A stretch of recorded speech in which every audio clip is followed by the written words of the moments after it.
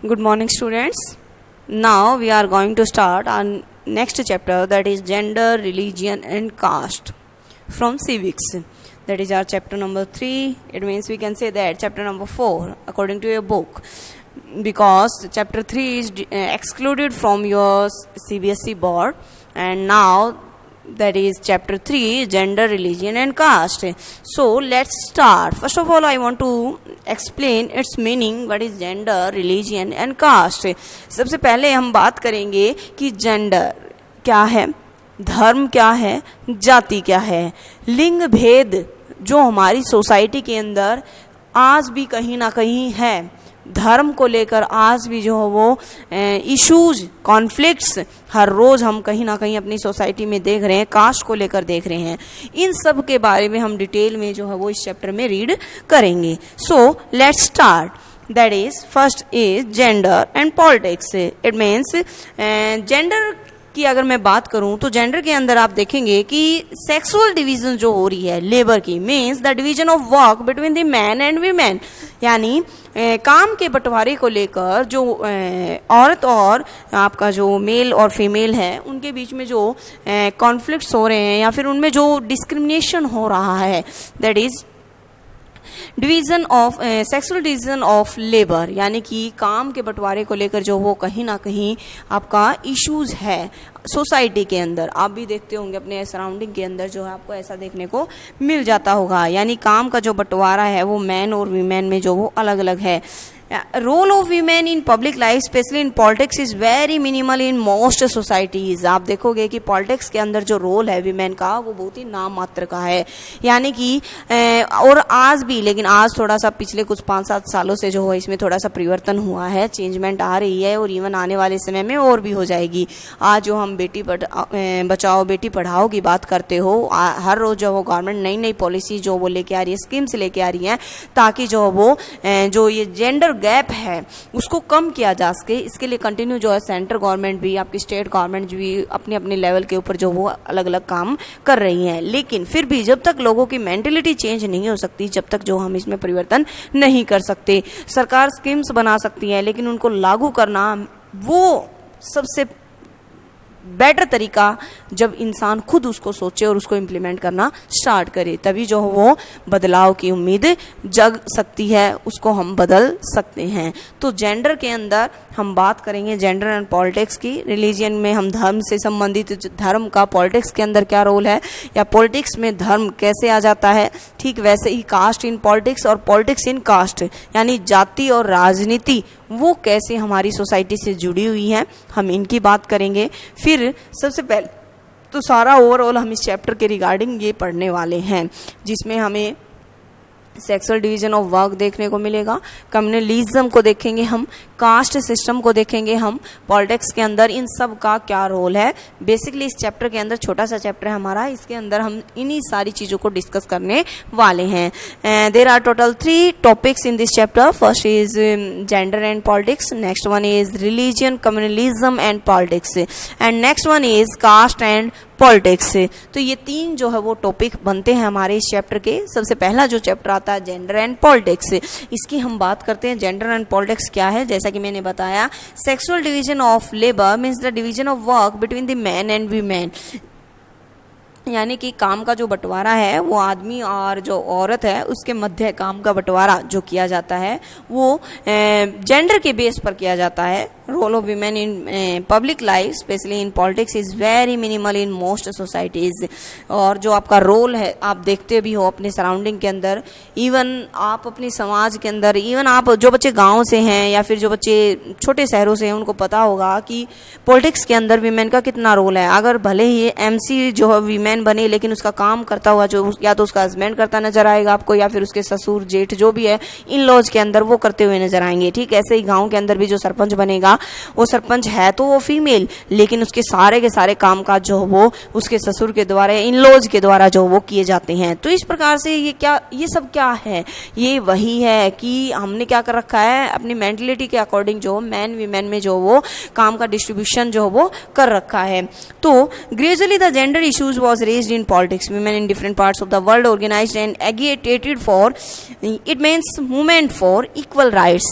धीरे धीरे जो है वो विमेन को अपने राइट्स का जो है एहसास हुआ और वर्ल्ड में, इवन इंडिया में ही नहीं, वर्ल्ड के डिफरेंट कंट्रीज़ के अंदर जो है उन्होंने अपने राइट्स को लेकर जो वो मूवमेंट स्टार्ट की, आंदोलन चलाए। क्यों? ताकि वो मूवमेंट्स के द्वारा उन्होंने अपने राइट्स को लेकर जो वो डिमांड की, गवर्नमेंट से डिमांड की, पॉलिटिशियन से डिमांड की कि हमें भी जो वो मैन के बराबर ही हक मिले। तो धीरे धीरे जब ये मूवमेंट्स जो वो चलाए गए और एक बड़ा विरोध जो है औरतों के द्वारा किया गया और कुछ पॉलिटिशियन भी जो उनके फेवर में आए, तो धीरे धीरे चलकर जो उनको कुछ राइट्स और कुछ स्कीम जो उनको दे दी गई, ताकि जो है ये आगे चलकर जो इशू क्रिएट ना हो और इनको भी बराबर का हक मिले। इस प्रकार से ये जो मूवमेंट चले, उन्होंने डिमांडेड की enhancing the equal status of women and improving their educational and career opportunities. These agitations led to feminist movement. इसी जब ये मूवमेंट चले तो इन्हीं मूवमेंट ने आगे चलकर जो फेमिनिस्ट मूवमेंट का मतलब होता है जिसको आप कहोगे औरतों के अधिकार को लेकर जो आंदोलन चलाए जाते हैं, वो आंदोलन आगे चले और जिसके अंदर पूरी तरह से जो विमेन के, उसके एजुकेशन के ऊपर, उसके कैरियर के ऊपर जो है वो जोर देने की बात कही गई।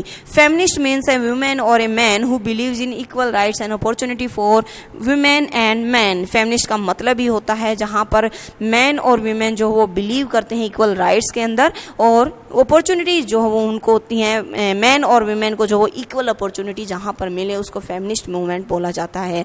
यानी कि विमेन के द्वारा जो ये एगिटेशन चलाए गए, उन्होंने जब इतने बड़े लेवल के ऊपर आंदोलन चलाए तो उन्होंने आगे चलकर जो एक पूरी तरह से एक समान अधिकारों को लेकर जो वो बात की, तो उनको जो है इक्वल, क्योंकि इसके तहत जो भी पॉलिटिशियन थे या फिर वीमेन जो इससे जुड़ी हुई थी या मैन जुड़े हुए थे, उनका मानना ये था कि मैन और वीमेन को जो इक्वल अपॉर्चुनिटीज मिलनी चाहिए। Patriarchy in A system of society. Patriarchy का मतलब होता है आपका जो पितृसत्तात्मक जो समाज बोलते हैं जिसको, यानी कि जहाँ पर पुरुष प्रधान जो समाज होता है वो, वहाँ पर the values men more and gives then more power over women. कहता है कि इस प्रकार की सोसाइटी के अंदर जो है ज़्यादा वैल्यू मैन को दी जाती है और पावर भी उन्हीं को दी जाती है कंपैरिजन टू वीमेन। यानी कि पितृसत्तात्मक समाज, ये आपने हिंदी में भी कभी पढ़ा होगा, एक मातृसत्तात्मक समाज होता है, एक पितृसत्तात्मक समाज होता है, वहाँ पर मेल को ज़्यादा राइट्स होते हैं comparison to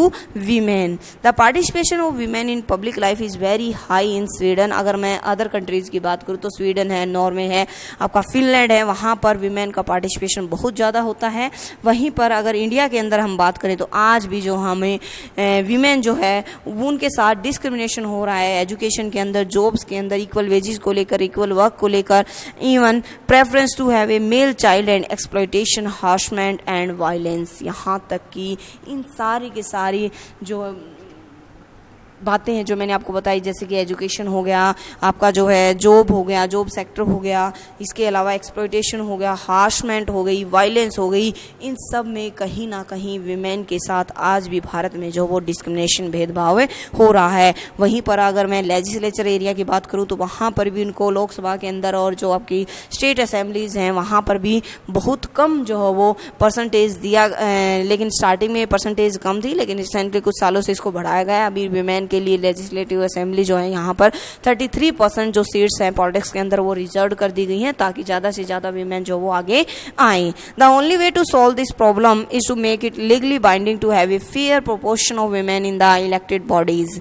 this has resulted in 10 lakh elected women representative in the local government bodies. इस प्रकार से इसका रिजल्ट ये हुआ जब से रिजर्वेशन दिया है और इक्वल प्रोपोर्शन की बात की गई है वीमेन की भी, तब से जो है थोड़ा सा सुधार ये हुआ है कि इलेक्टेड वीमेन जो अब ज़्यादा धीरे धीरे उनकी संख्या बढ़ रही है, जो पहले के कंपैरिजन में थोड़ा सा ज़्यादा है। यानी कि अभी सुधार हुआ है लेकिन पूरी तरह से हमें अभी भी सुधार जो वो नहीं हुआ है। इट मीन्स इम्प्रूवमेंट जो अभी भी बाकी है। तो ये था आपका जेंडर एंड पॉलिटिक्स, उसके अंदर किस प्रकार से मैन और वीमेन जो वो उनका रोल है पॉलिटिक्स के अंदर, ये अभी हमने डिस्कस किया फर्स्ट टॉपिक के अंदर। और next topic is religion, communalism and politics, यानी कि धर्म की बात करेंगे, कम्युनलिज्म की बात करेंगे, पॉलिटिक्स की बात करेंगे, रिलीजियन का, कम्युनलिज्म का क्या रोल होता है इसके अंदर, वो अब हम इस टॉपिक के अंदर जानेंगे। कहते हैं कि unlike gender differences the religious differences are often expressed in the field of religions. वैसे ही धर्म के अंदर जैसे जेंडर में आपको इनइक्वालिटी देखने को मिली, ठीक वैसे ही धर्म के अंदर भी जो हम देखते हैं कि धर्म के आधार पर भी जो इनइक्वालिटी है। In many countries in the world have followers of different religions. आपने देखा होगी कि अलग अलग देशों में जो वो अलग अलग धर्म को मानने वाले लोग रहते हैं। इवन अगर हम इंडिया की बात करें तो हमारे यहाँ इंडिया में भी एक बड़े लेवल के ऊपर डाइवर्सिटी है। हमारे यहाँ हिंदुओं की मेजोरिटी है, तो मुस्लिम जो माइनॉरिटी में, क्रिश्चियन भी हैं, आपके जो बुद्धिस्ट भी हैं, आपके जैनिस्ट भी हैं, तो अलग अलग प्रकार के धर्मों के लोग हमें यहाँ भी देखने को मिलते हैं। ठीक वैसे ही वर्ल्ड के अदर कंट्रीज में भी हैं। Gandhi ji used to say that religion can never be separated from politics. Even Gandhi ji ने तो यहाँ तक बोल दिया कि धर्म को तो आप पॉलिटिक्स से अलग कर ही नहीं सकते, यानी कि धर्म पूरी तरह से राजनीति के अंदर समाया हुआ है, उसको सेपरेट करना पॉसिबल नहीं है। Which means moral values should inform all religions. लेकिन फिर भी जो वो गांधी जी कहते हैं कि लेकिन ठीक है, धर्म जो वो पूरी तरह से राजनीति से अलग नहीं हो सकता, लेकिन कोई भी धर्म ये जरूर सिखाता है कि उसके अंदर मोरल वैल्यूज़ हो, यानी धर्म चाहे कोई भी हो, मुस्लिम है, आपका जो हिंदू धर्म है, मुस्लिम धर्म है, क्रिश्चियन है, या फिर आपका बुद्धिस्ट है, किसी भी धर्म को उठा लीजिए, हर एक धर्म के अंदर अपनी एक मोरल वैल्यूज होती हैं। मतलब उन्हीं नैतिक बातों के ऊपर जो हो वो धर्म बल देता है। यही एक जो सिद्धांत है सभी का कि हमें जो सच्चाई के रास्ते पर चलना चाहिए, जो झूठ फरेब इन सब से दूर रहना चाहिए, धर्म यही तो सिखाता है हमें। तो वही कह रहा है कि हमें नेक रास्ते पर चलना है, और ये ज़रूरी नहीं है कि हिंदू धर्म ही बताएगा, नहीं, हर एक धर्म के जो भी देवी देवता हैं, अगर हम उनके प्रिंसिपल्स को देखें तो हर एक में यही कहीं ना कहीं यही विचार जो वो शो हो रहा है। तो इस प्रकार से हम कह सकते हैं कि हाँ, कहीं ना कहीं जो पॉलिटिक्स के अंदर भी हमें ये चीज़ें देखने को मिलती हैं। Women's movement argued that family laws of all religious discriminate against women, so the government should change these laws to protect women. Women's movement argued that, यहाँ तक कि औरतों के जो आंदोलन चले, उन्होंने ये आर्ग्यू किया कि फैमिलीज लॉज जो भी हैं, laws of all religious discriminate against women, जितने भी मतलब फैमिली परिवार संबंधी जो कानून होते हैं धर्म के अंदर जो बनाए जाते हैं, वो कहीं ना कहीं वीमेन के अगेंस्ट हैं। So the government should change these laws to protect women. इसलिए सरकार को उनको ये बदलने चाहिए और औरतों को प्रोटेक्ट करना चाहिए। इसका बड़ा ही अच्छा सा एग्जांपल मैं देती हूँ। 2 साल पहले ही हमारी गवर्नमेंट ने जो है, हमारी जुडिशरी ने जो वो आपका ट्रिपल तलाक, जो कि मुस्लिम धर्म के अंदर होता था और एक तरह का इंजस्टिस ही होता था मुस्लिम महिलाओं के साथ, यानी कि वहाँ पर जो वो कैसे ही अगर उनका जो है हस्बैंड उनसे सेटिस्फाइड नहीं है तो वो 3 बार बोलने से, इवन व्हाट्सअप के ऊपर भी लिख के भेज देता था, 3 बार फ़ोन से ही बोल देता था तलाक तलाक तलाक, और वो तलाक हो जाता था। तो इस प्रकार से बड़ा ही ये इनजस्टिस था। तो कहता है कि जो जितने भी फैमिली लॉज बनाए जाते हैं कहीं ना कहीं वीमेन के खिलाफ हैं, इसलिए सरकार को ये बदलने चाहिए। और हमारी गवर्नमेंट ने जो इसके ऊपर बैन लगा दिया। सुप्रीम कोर्ट ने जो है यहाँ तक कि गवर्नमेंट को बोला कि तुरंत जो है इसके ऊपर नए कानून लेके आइए, भले ये मुस्लिम धर्म से जुड़ा हुआ मुद्दा हो, लेकिन विमेन के राइट की अगर बात है, क्योंकि जब हम राइट टू इक्वलिटी की बात करते हैं तो वहाँ पर तो विमेन और मैन दोनों इक्वल हैं, तो फिर भला विमेन के साथ ये इनजस्टिस क्यों? तो इसीलिए ये जो है वो कानून बनाया गया और अब इसको जो वो इलीगल करार दे दिया गया है। यहाँ तक कि झगड़े होते हैं। Fighting on the basis of religion is called communalism. जब हम धर्म के नाम पर लड़ते हैं, अब ये कम्युनलिज्म क्या है? जब हम धर्म के नाम पर लड़ते हैं तो वो कम्युनलिज्म है। When belief of one religion are presented as superior to those of other religion, जब हम कहते हैं कि हमारा धर्म जो है वो ज़्यादा अच्छा है दूसरे के धर्म से, मैं हिंदू धर्म से हूँ तो मेरा हिंदू धर्म बेटर है कंपैरिजन टू मुस्लिम रिलीजियन, तो ये सरासर जो हम फॉलो कर रहे हैं किसको? कम्युनलिज्म को। When state power is used to establish domination of one religion group over the rest known as communal politics.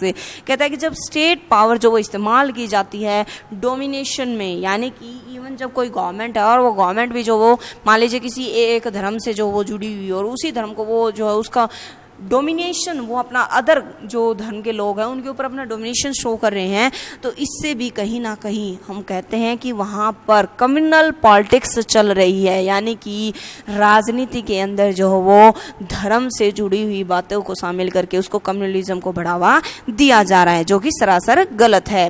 Fundamentalists believe that people who follow different religion cannot belong to the same social community. Their interests are bound to be different and involve a conflict. Communalism can take various forms in politics in the form of political dominance of one's own religious community. कहता है communalism जो है वो politics के अंदर अलग अलग प्रकार ले सकता है, जैसे कि राजनीति के अंदर उसका प्रभाव बढ़ाने के लिए एक धर्म जो दूसरे धर्म के ऊपर अपना प्रभाव जमाने की कोशिश करता है, अपने आप को सुपीरियर कहता है, अपने धर्म को सुपीरियर करता है दूसरे धर्मों से. पॉलिटिकल मोबिलाइजेशन और religious lines, communal violence, rights and massacres, इसी के ऊपर जो वो डिफरेंट उनके जो इश्यूज जो वो चलते रहते हैं. तो ये क्या हो गया आपका कम्युनलिज्म हो गया जो पॉलिटिक्स के अंदर देखने को मिलता है. Next one is makers of the Indian constitution choose the model of secular state. जो भी इंडियन कॉन्स्टिट्यूशन के मेकर्स हैं वो उन्होंने हमारे यहाँ सेकुलर स्टेट को चूज किया है. Every person has religious freedom. हमारे यहाँ प्रत्येक पर्सन को जो धर्म की स्वतंत्रता दी गई है. यहाँ पर भेदभाव के ऊपर जो मनाही की गई है, ban on discrimination, ensure equality, और साथ ही समानता को जो वो तवज्जो दी गई है. Within religious groups, no official religion for the country.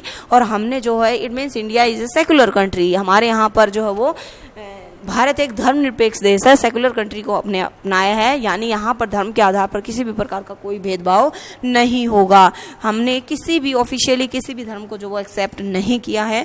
तो इस प्रकार से हमारे कॉन्स्टिट्यूशन मेकर्स जो थे वो कहीं ना कहीं इस बात से अवगत थे और उन्होंने इसीलिए जो वो हमारे यहाँ जो मॉडल था सेकुलर स्टेट का वो जो है अपनाया, ताकि किसी भी प्रकार का कोई इशू जो वो नेक्स्ट क्रिएट ना हो नेक्स्ट टाइम. इसीलिए लेकिन फिर भी अगर हम देखेंगे कि हमारी जो regular day by day life है वहाँ पर हमें कहीं ना कहीं जो है ये मुद्दे देखने को मिलते हैं.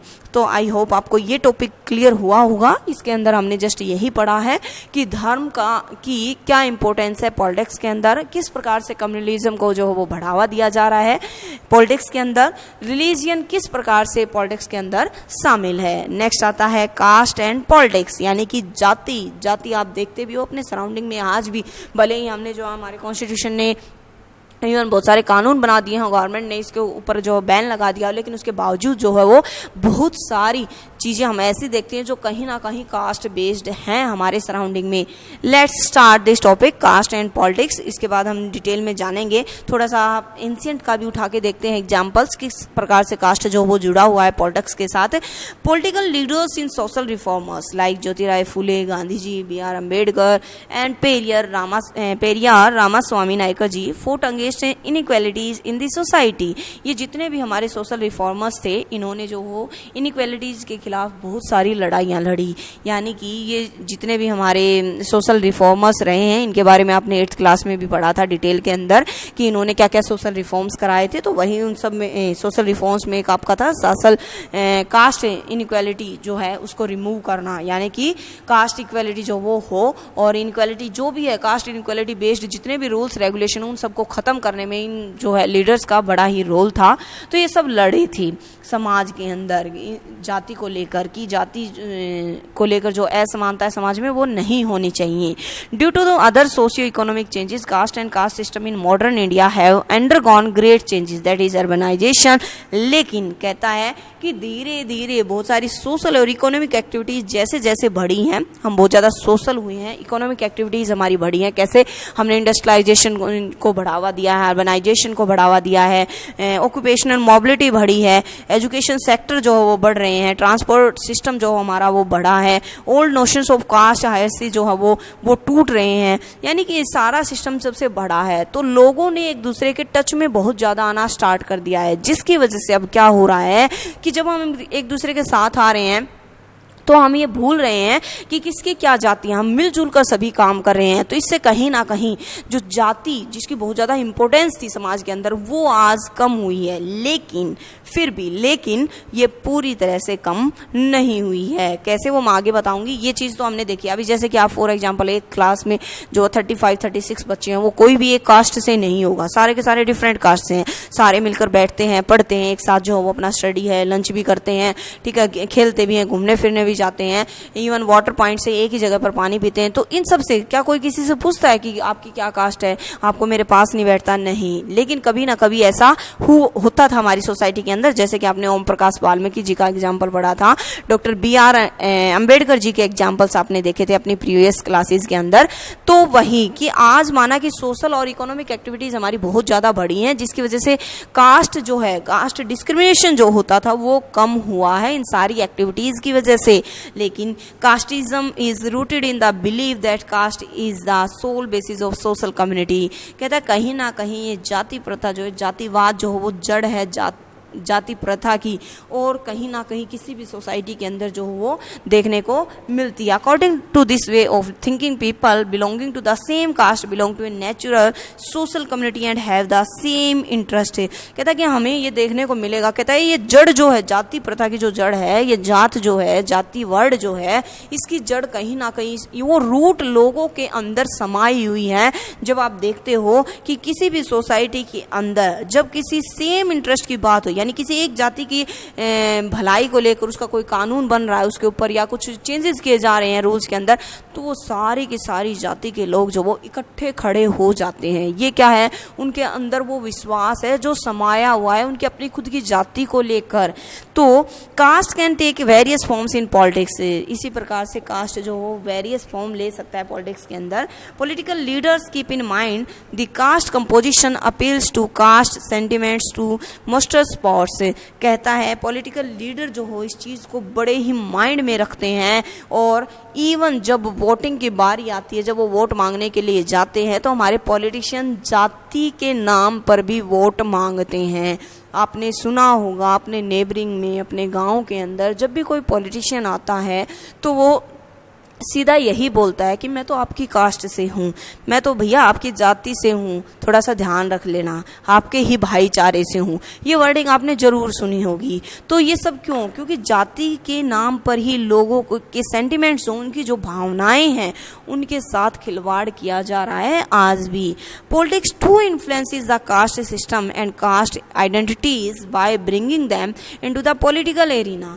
कहता है कि जो राजनीति है वो पूरी तरह से प्रभावित करती है इस कास्ट सिस्टम को, और कहीं ना कहीं जाति की एक अलग पहचान लेके आती है राजनीति के अंदर। क्यों? क्योंकि जब पॉलिटिशियन ही कास्ट के नाम पर वोट मांगेंगे तो वो कहीं ना कहीं दिखा रहे हैं कि हाँ देखिए राजनीति के अंदर जाति आज भी कहीं ना कहीं जो हो मायने रखती है। So caste plays different kinds of role in politics. तो इस प्रकार से हम कह सकते हैं कि कास्ट का एक अपना रोल है राजनीति के अंदर, और अलग अलग रोल जो हो ये निभाती है। Sometimes several political and non-political organizations have been demanding and agitating for an end to discrimination against casteism and for more dignity, more access to land, resources and opportunities। कई बार हम देखते हैं कि बहुत सारे पॉलिटिशियन जो है, पॉलिटिकल एंड नॉन पॉलिटिकल जो ऑर्गेनाइजेशन है, यानी कि राजनीति से जुड़े हुए जो संगठन है या राजनीति से जुड़े हुए संगठन नहीं है, वो डिमांड कर रहे हैं, आंदोलन चला रहे हैं कि इस डिस्क्रिमिनेशन को पूरी तरह से खत्म किया जाए,